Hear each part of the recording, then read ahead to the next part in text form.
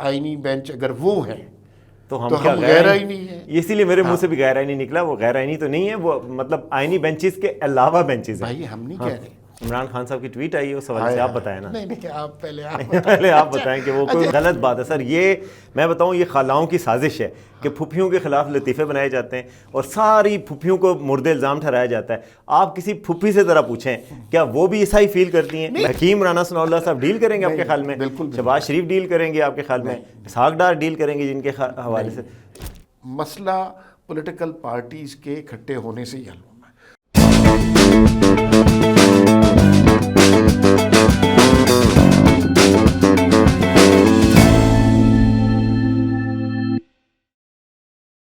جی ناظرین السلام علیکم, میں اور وسیم عباسی آپ کی خدمت میں حاضر ہیں. چند بہت اہم خبریں آپ کے لیے لے کے آئے ہیں. سب سے امپورٹنٹ خبر اور اس وقت کی گرما گرم خبر وسیم عباسی صاحب کے پاس ہے.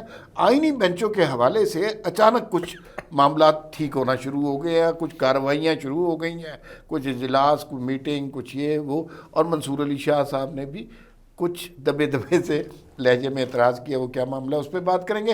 عمران خان کا ٹویٹ آیا ہے اور وہ ٹویٹ اس طرح چل رہا ہے جس طرح سینما میں کرسیاں چلتی ہیں, تو بہت ہی وائرل ہو رہا ہے. اس میں کیا خان صاحب نے کہا اس پہ بات کریں گے. مریم نواز کی صحت کے حوالے سے سوشل میڈیا پہ بہت سی باتیں ہو رہی ہیں, اس کے حوالے سے کچھ بات کر دیں گے. اور ایک بڑا اچھا مشورہ رانا ثناء اللہ نے عمران خان کو دیا, اس پر ہم کچھ تھوڑی سی گفتگو کریں گے. پہلے آئینی بینچ. دیکھیں جی, آئینی بینچز کے حوالے سے آپ کو پتہ ہے کہ جوڈیشل کمیشن جو بنا تھا اس نے آئینی بینچز کے لیے 7 ججز کے نام کر دیے تھے, مگر آئینی بینچز بنے نہیں. وہ ججز کے نام دیے گئے تھے جن کو نامینیٹ کیا جائے گا آئینی بینچز کے. اور بینچز کون بنائے گا؟ یہ آئینی بینچز کی الگ سے کمیٹی ہے جس میں آئینی بینچ کے سربراہ جسٹس امین الدین اور 2 سینئر موسٹ ججز ہیں. تو آج جسٹس امین الدین صاحب کے چیمبر میں ایک میٹنگ ہوئی ہے آئینی بینچز کے حوالے سے, اور اس میں کہا گیا کہ جی آئینی بینچز کب تک تشکیل پانے چاہیے. انہوں نے کہا کہ آئینی بینچز کی تشکیل کے حوالے سے ایک جو سینئر ممبر ہیں کمیٹی کے وہ ملک سے باہر ہیں, ان کی وجہ سے ہم ابھی تک یہ شروع نہیں کر سکے, اویلیبلٹی نہیں ہے. تو بینچز منصور علی شاہ 3 لوگ ہیں نا, چیف جسٹس ہیں منصور علی شاہ ہیں اور نہیں, یہ آئینی بینچ ہے. اس میں جسٹس امین الدین ہیں, پھر ان کے 2 سینئر موسٹ ججز جسٹس جمال مندوخیل ہیں اور ایک اور جج ہیں.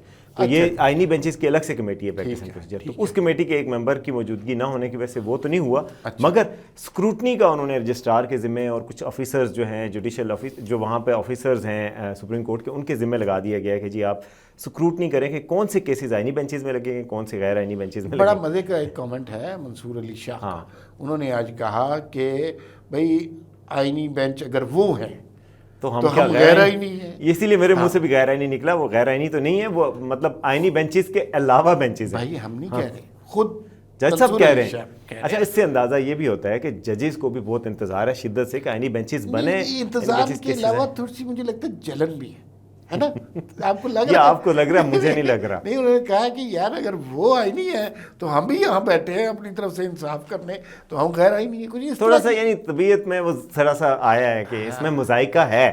یہ ہوتا ہے نا, اس میں کوئی مذائقہ نہیں, ان کو مذائقہ سا لگ رہا ہے. اور لگ رہا ہے کہ جیسے وہ اگر وہ آئینی بینچ ہے تو ہم ارریلیونٹ ہو جائیں گے. ہم نے کیا دیوانی اور فوجداری مقدمات ہی دیکھنے ہیں کہ یار اس کی بیل نہیں ہوئی, کس کی بیل ہوئی. پھر وہ اصل میں سوچتے ہوں گے نا کہ ایسے لوگ کہ یار ہم کون سے جج ہیں, نہ وزیر اعظم کو ہٹا سکتے ہیں, نہ پاناما کیس لا سکتے ہیں, نہ کسی کو توہین عدالت پہ وزارت عظمیٰ سے فارغ کر سکتے ہیں, نہ کسی ڈکٹیٹر کو نظریہ ضرورت دے سکتے ہیں. ہم تو فارغ ہیں, ہم تو عام آدمی کو انصاف دے رہے ہیں. عام آدمی کی تو سسٹم میں کوئی ویلیو ہی نہیں ہے, تو وہ کھڈے لائن اپنے آپ کو تصور کر رہے ہیں. اچھا ذرا تھوڑی سی بات کریں, بڑے دنوں کے بعد گلی میں چاند نکلا.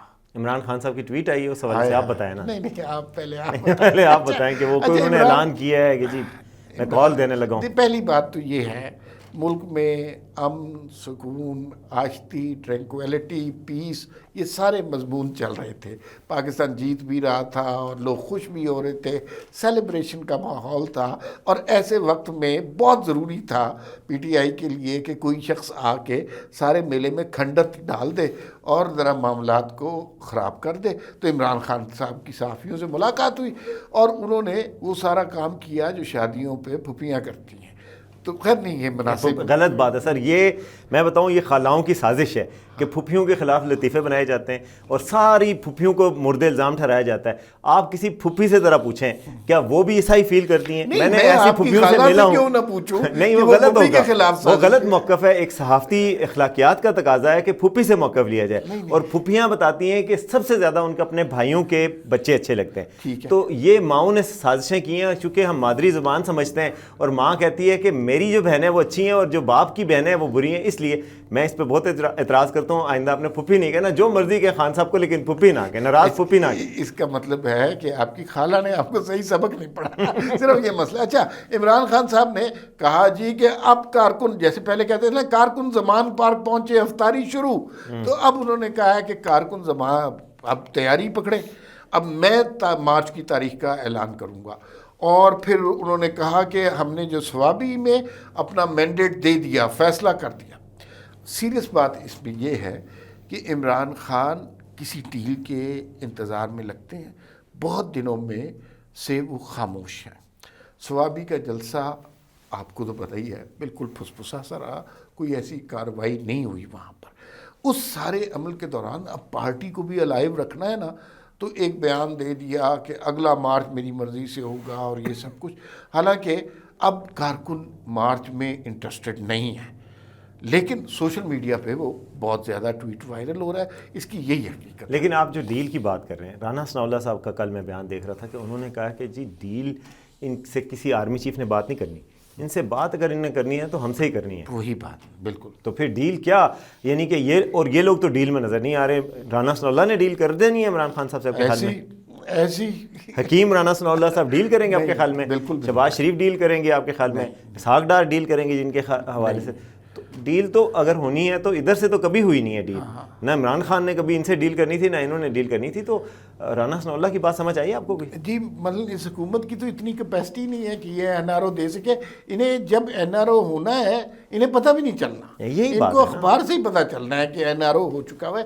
لیکن میں آپ کو یہ بتاؤں اور ایک بار پھر کوئی نیوٹرل ہو گیا, لیکن بہت ضروری ہے کہ یہ سلسلہ چلتا رہے گا. اب اگر پھر اس طرف ڈیل جاتی ہے, ادھر سے کوئی آفر ہوتی ہے, پہلے تو یہ ہے ادھر سے کوئی آفر نہیں ہے.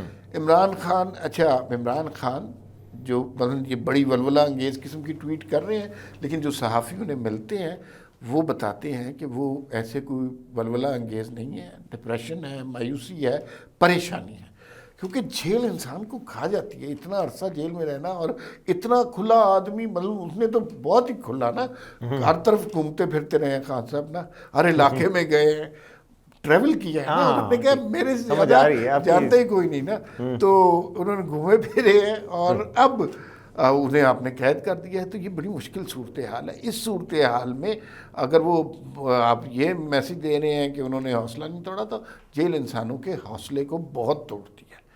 تو اب عمران خان کو الٹیمیٹلی بات حکومت سے, دیکھیں این آر او نہیں دے سکتی, لیکن اس میں اینگل یہ ہے کہ مسئلہ پولیٹیکل پارٹیز کے اکٹھے ہونے سے ہی حل ہونا ہے.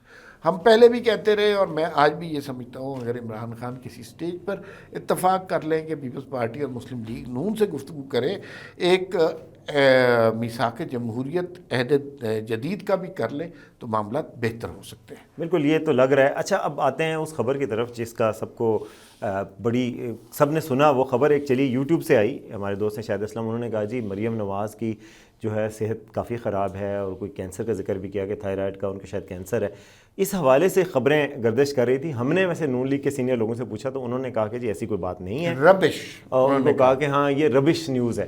تو بیسیکلی وہ, لیکن اس سے یہ بھی نہیں لگتا کہ یار یا تو انداز بیاں غلط ہے خبر کا, یا پھر یہ کہ خبر ہی غلط ہے, یہ بھی کہہ سکتے تھے. انہوں نے نہیں کہا. بہرحال وہ علاج کروانے تو گئی ہیں, پہلے بھی سرجری کے لیے گئی تھیں. ہمدردیاں بھی پیدا ہو رہی ہیں مریم نواز سے. اس حوالے سے لوگوں نے ویل وشز کے پیغامات دیے, بلکہ پی ٹی آئی کی طرف سے بھی دیے. تو آپ کے پاس اس کے کیا اطلاعات ہیں؟ اچھا ایک تو دیکھیں, یہ بات تو مجھے 2-3 لوگوں نے کنفرم کیا, قریبی لوگوں نے, کہ وہ گلے کے کسی علاج کے لیے, کوئی ٹیسٹ کے لیے باہر گئی ہیں. لیکن جو شاہد اسلم ہمارے دوست ہیں, بڑے اچھے صحافی ہیں، انہوں نے بات کی ہے اس کی میرے پاس تو کم از کم توثیق نہیں ہو رہی کہ وہ گلے کا کوئی کینسر ہے، تھائرائیڈ کا کینسر ہے. ہاں البتہ ان کی والدہ کا انتقال اسی کینسر کی وجہ سے ہوا تھا، یہ آپ کو پتہ ہونا چاہیے. اور ایک اور چلے اللہ پاک ان کی جو بھی بیماری ہے اللہ ان کو صحت ٹیسٹ کے لیے گیا ہے تو اس کا مذاق نہیں اڑانا چاہیے. مریم نواز گئی ہیں تو مذاق زیادہ مریم اورنگزیب کا اڑ رہا ہے کہ انہوں نے اب 2 بیگ اٹھائے ہوئے ہیں. تو دیکھیے اب مریم اورنگزیب کی حیثیت جو ہے نا وہ خاندان کے فرد کی بھی، اور اگر کوئی ایک شخص بیمار ہو یا کوئی سینئر ہو تو مثلا آپ اس کا بیگ اٹھا کے اگر ساتھ چلنا چاہ رہے ہیں تو اس میں کوئی حرج کوئی نہیں ہے. آپ کی فیملی میں کوئی آدمی عہدے کے اعتبار سے، عمر کے اعتبار سے آپ سے سینئر ہو تو آپ اس کا سامان کیوں نہیں اٹھائیں گے؟ اس میں کون سی ایسی بات ہے؟ لیکن کسی بھی چھوٹے سے نقطے کو طوفان میں بدلنا جو ہے پی ٹی آئی کے سوشل میڈیا کو آتا ہے، اور امپریشن ایسے دے رہے ہیں جیسے غلامی ہو رہی ہے، مریم اورنگزیب پتہ نہیں کیا کر رہی ہیں. ایسی کوئی بات نہیں ہے، آؤٹ آف ریسپیکٹ بھی آدمی ایسی باتیں کرتا ہے. جی بالکل ٹھیک ہے، اور اب تک کے لیے اتنا ہی. دیکھتے رہیے VNews.pk.